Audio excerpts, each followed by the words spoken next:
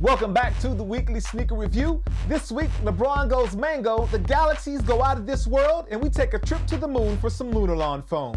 I am your host, Jacques Slade, and this is the weekly sneaker review. My kick's on fire. Starting things off is a release that is a couple of weeks away, the LeBron 9 Mango. Officially colored up in metallic silver and bright mango, this model was spotted over at Inside the Sneaker Box, and to be honest, kind of reminds me of the All-Star silhouette. And I know the All-Star silhouette is like blaze orange, but the metallic silver and the way it plays with the bright mango on this model just kind of reminds me of that model. Now again, these don't release for a couple of weeks, and you can find them at select retailers, including Mr. R Sports, for $170 on March 2nd. Earlier this week, Nike made several announcements, one of them being the Nike Lunarlon collection. Now, for those of you familiar with the running space at Nike, you already know about Lunarlon, but Nike is now expanding the Lunarlon to their training and to their basketball markets.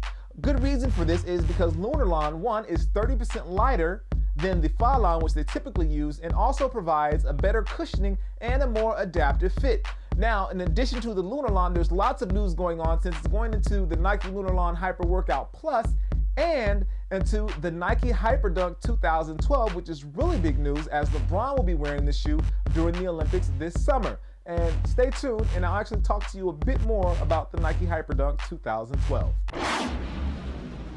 Innovation is the buzzword for 2012, and Nike is doing just that with the announcement of the Nike Flyknit technology for their running segment. Now, the Flyknit technology takes variations of yarns and fabrics and precisely engineers them only where they need to be to create a feather-light, form-fitting, virtually seamless upper. Now, making the shoe light is, well, that's great, but their greatest accomplishment is that they're also touting that the shoe feels like a second skin, which is really dope in my opinion. I can't wait to get my feet in a pair of these. Now, the shoe is set to release in July. Well, there's two versions of the shoe that are set to release in July. There is a racer and a trainer, and if you want to find out more about this technology, make sure you hit us up at kicksonfire.com. Coming in at number 2 on the review is a shoe that, well, I basically already talked about, which is the Nike Hyperdunk 2012.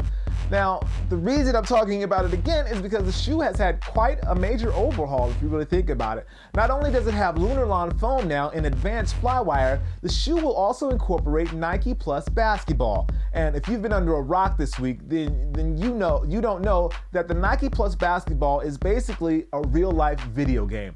It allows you to track your stats, how quick you are, how hard you play, and how high you jump. And it allows you to track that stuff on your iPhone or your computer, whatever it is you use, and allows you to share that information with your friends.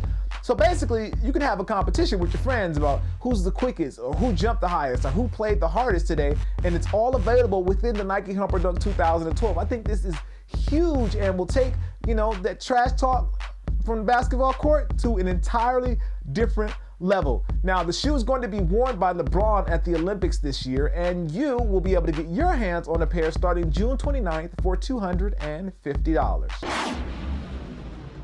Of course, I couldn't go through the weekly review and not talk about the Galaxy Foamposite. These shoes, which started out basically as a sample at the Soul Collector event in Vegas a couple of months ago, have now just turned into a monster, just a huge monster. They're set to release tomorrow. They're priced at $220, but I have seen them going for 10 times that amount on eBay, easy. Now, there was a lot of hype around the shoe. I will admit that. There was a lot of hype around the shoe, but I think things really got crazy when Nike announced that they weren't selling them online because the shoe was so limited. And for those sneakerheads that aren't near a House of Hoops or something like that and that tried to get the Air Jordan 4s last week, you know how hectic it was on NikeStore.com just because they had to restart the server, and that was for the Air Jordan 4 cements. Imagine how it's going to be for these Nike Air Foamposites. So luckily, they decided, well, I won't say luckily, but unfortunately, they decided that they're not going to sell them online. So hopefully you got to connect, or there's a local spot you're going to, or maybe you're in Orlando. Maybe they'll have a supply in Orlando bigger than everywhere else on the United States, but who knows? It's All-Star. They're All-Star related, so maybe it should be big. Either way, I hope you get a pair. I'm going to try and get myself a pair. Who knows? I may not.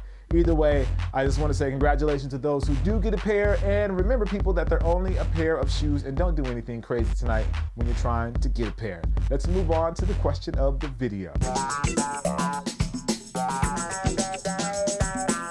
For this week's question of the video, I'm going pretty easy. I just want to know, what do you think Nike should do with the Foamposite next? What theme or colorway do you think they should do next? Leave me a comment and I'll make sure I read your comments in the next weekly sneaker review video. Well, that's the end of this week. Thank you guys for watching. I always appreciate it. If you haven't had a chance, subscribe. If Twitter and Facebook is your thing, that stuff is down in the description. Make sure you like or comment this video. It helps us out immensely when you do things like that. And you share this content with all of your sneakerhead friends. Again, I am your host, Jacques Slade. This is the weekly sneaker review, and I will see you next week.